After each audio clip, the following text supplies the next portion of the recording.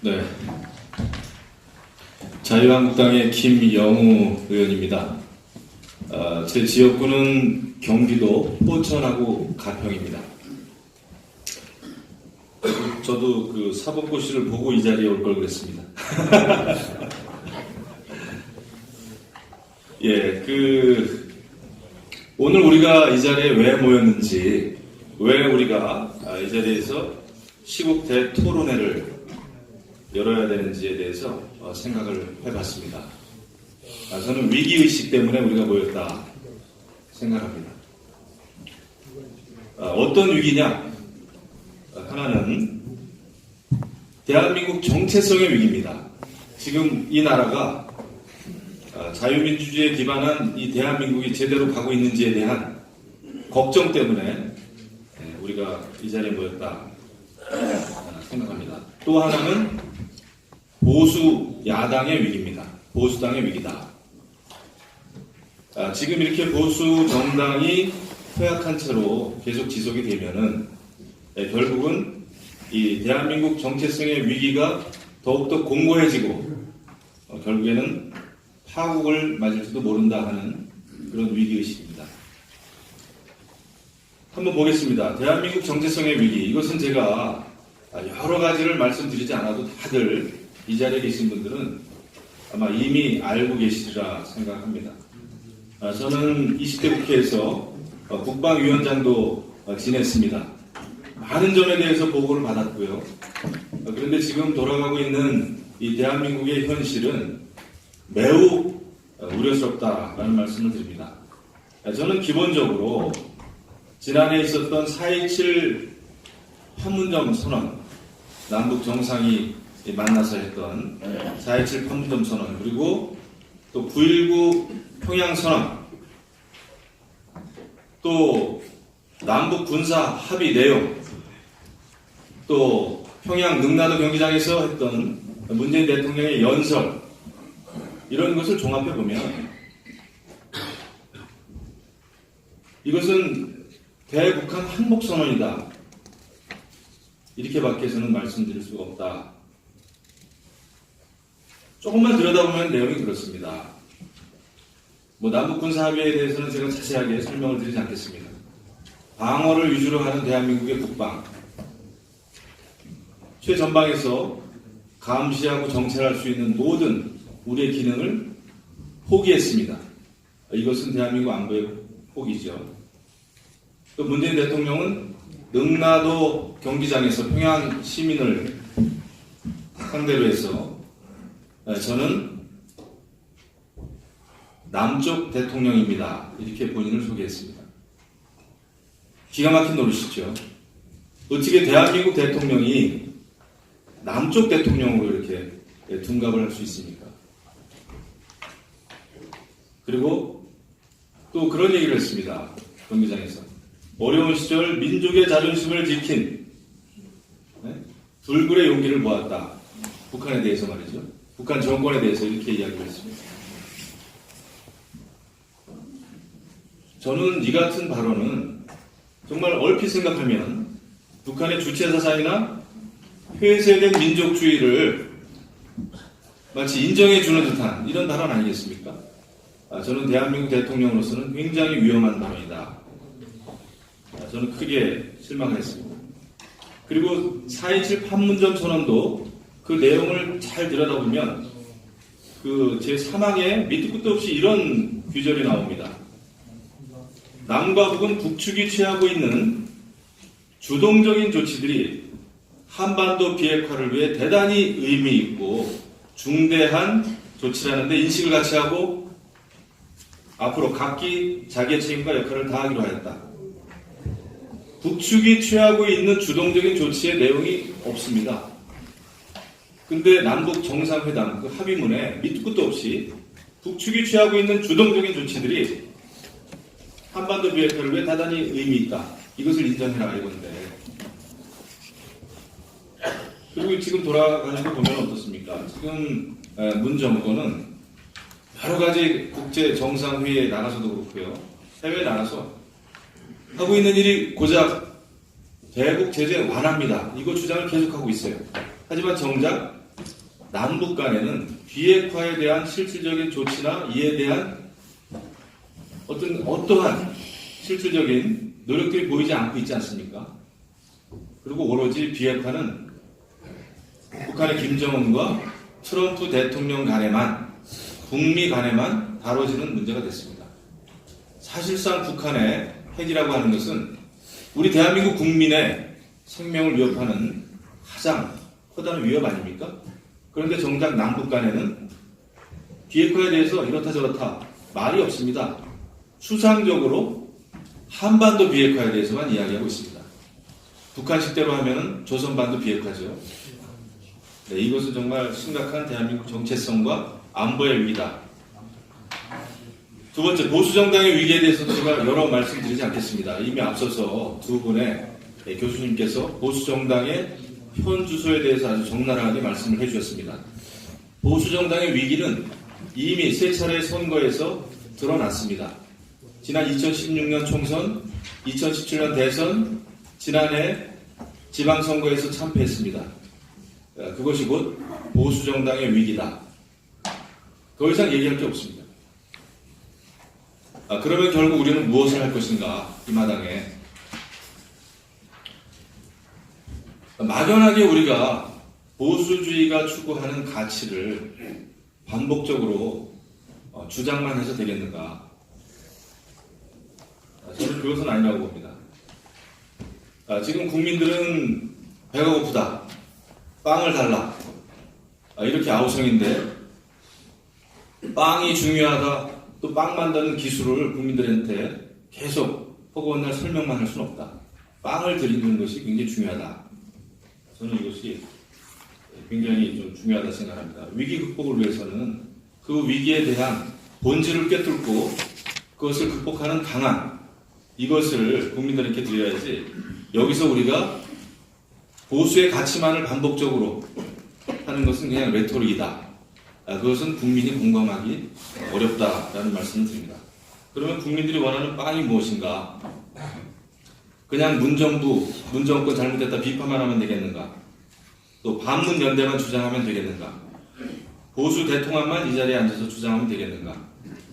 정치권에 특권 내려놓기, 또 공천제도, 선거제도, 지방 분권, 이런 것만 주구장창 이야기했을 때 과연 국민들이 보수정당이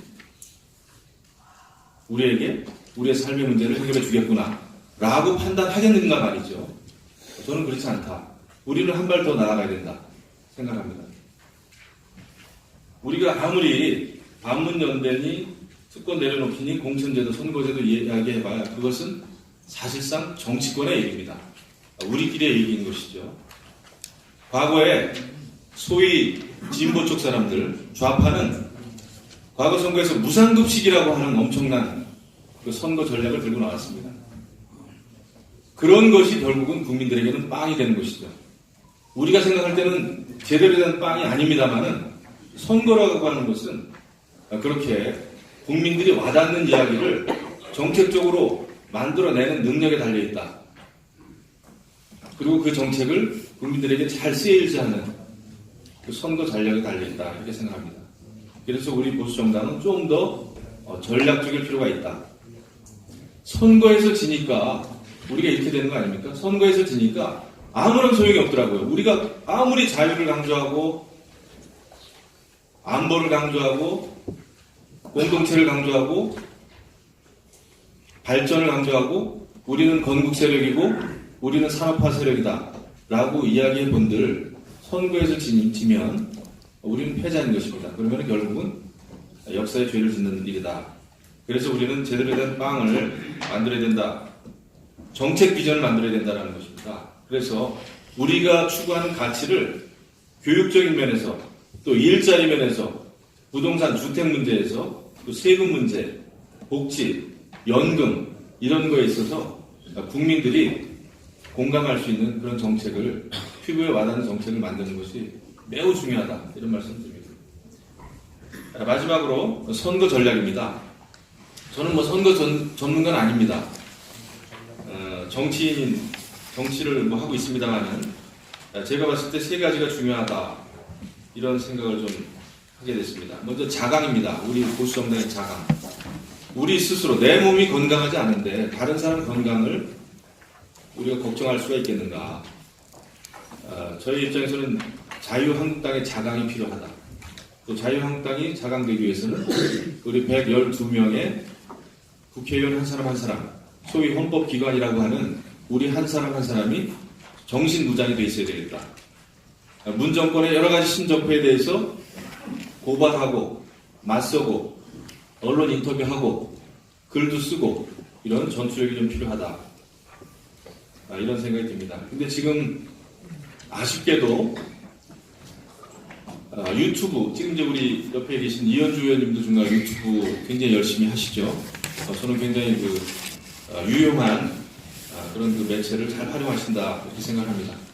근데 또 간혹 가다가 어떤 분들은 유튜브도 좋습니다. 하지만 너무 정치인 한 사람 한 사람이 코미디화 되면은 우리 보수의 어떤 품격이 좀 떨어지지 않나 저는 이런 생각도 합니다. 우리는 보수 전체와 또 합리적인 모든 국민들을 다 아울러야 우리가 선거에 이기는 거 아니겠습니까? 자기 입맛에 맞는 자기 매니아, 자기 지지층만을 상대로 하는 유튜브는 좀 한계가 있다. 그리고 오히려 정당에서도 스타 군단을 좀 만들어야 된다 생각합니다. 개인기도 중요하지만은 우리 정당에서도 민주화 운동을 위해서 학생운동 한 분들 얼마나 많습니까? 그 당시에 다 같이 했죠. 그러면은 민주화라고 하는 것이 과연 소위 지금 정부와 여당의 전유물이냐 이렇게 되는 것은 뭔가 잘못된 거 아닙니까? 이런 것도 우리가 공동의 유튜브 대응 얼마든지 그런 집단 토론, 그룹 토론 이런 게 좀 필요하다 이런 생각을 합니다. 그래서 국민이 바라는 정당 모습을 우리가 만들어 가야 된다. 그리고 저는 보수 대통합 굉장히 중요하다고 생각합니다. 지금 정당이 굉장히 허약하죠. 그래서 보수 원탁회의를 주장합니다. 이것도 일종의 보수 원탁회의를 만들어가는 하나의 단초가 될 수는 있겠죠. 특정 정당만 지금 가지고는 안 된다. 그래서 시민단체와 보수 정당이 모여서 내년 선거 저는 준비해야 된다고 봅니다. 역할 조정해야 된다고 봅니다. 역할 분담해야 되죠. 그렇게 해서 내년 총선은 단순한 총선이 아니라 잘못 가고 있는 대한민국을 바로잡기 위한 대단히 중요한 선거다라는 문제의식을 가지고 보수 원탁회의를 할 것을 제안합니다. 다양한 원탁회의가 있어야 되겠죠. 청년 보수 원탁회의도 있어야 될 것입니다. 여러 가지 인권 원탁회의도 해야 될 겁니다. 그래서 저는 원탁회의를 제안하는 바입니다. 끝으로 문정권에 대한 신적폐에 대해서 우리가 대응을 잘해야 된다. 지금 손혜원 의원 완전 게이트 수준 아닙니까? 손혜원 의원이 기자회견 하는데 옆에서 왜 송영표 원내대표가 들러리를 섭니까? 왜? 저는 곡절이 있다고 봐요. 그 정도로 손혜원 의원이 차지하는 비중이 여당에서는 큰 것입니다. 뭔가 있는 거죠. 이것을 우리는 TF팀이라도 만들어서 파헤쳐야 된다. 이것은 저는 분명히 게이트 수준이다. 그리고 저는 문정권의 신적폐 백서를 만들어야 된다고 생각합니다. 어떤 분들은 보수 정당에서 박근혜 대통령에 대한 탄핵 백서를 만들자 그러는데 저는 그런 거 만들 때가 아니라고 봅니다. 우리는 문정권하고 싸우기에도 지금 바쁩니다. 문정권이 자신들이 공약한 내용이 어떻게 잘못 지켜지고 있고 또 적폐청산을 한다고 그러면서 얼마나 많은 신적폐를 지금 만들어가고 있느냐에 대해서 우리는 낱낱이 신적폐 백서를 만들어서 대응해야 된다. 그리고 우리 국회의원 한 사람이 그런 신적폐에 대해서 싸우는 것을 좀 우습지만은 수치화해야 된다 생각합니다. 그렇게 해서 나중에 그런 거 공천에 반영하면 좋겠죠. 그렇게 돼야 우리가 뭔가 불이 붙지 이렇게 막연하게 112명의 국회의원들 우리 정당 얘기입니다. 지금 존재감이 솔직히 없잖아요. 저부터도 그렇지 않습니까? 어떻게 보면. 저도 사실 반성합니다. 하지만 이제는 정말 전략적으로 대응하지 않으면 내년 총선 어렵다. 자칫 잘못하면 이해찬 저쪽 정당 대표 말대로 20년, 30년 우리는 계속해서 선거에서 질 수 있다. 우리가 분열되고 힘이 없으면 선거에서 지는 거 아니겠습니까? 그렇죠? 그래서 신접해에 대해서 우리가 대응을 잘해야 되겠다. 결론적으로 자유진영이라는 이름으로 오늘 우리가 이렇게 모였습니다. 그래서 저는 새로운 좀 희망을 봅니다. 우리 정당 차원에서도 또 우리 국회의원 차원에서도 할 수 있는 최선의 노력을 다 하면서 정말 거대한 차원의 보수 대통합, 정치인들 몇 명 끼리끼리 모이는 정치 이벤트가 아닌 보수 대통합, 자유진영이라고 하는 자유의 가치를 추진하는 이 소셜 무브먼트죠. 사회 운동이 될 수 있도록 저도 할 수 있는 일을 찾아서 열심히 하겠다는 말씀 드립니다. 감사합니다.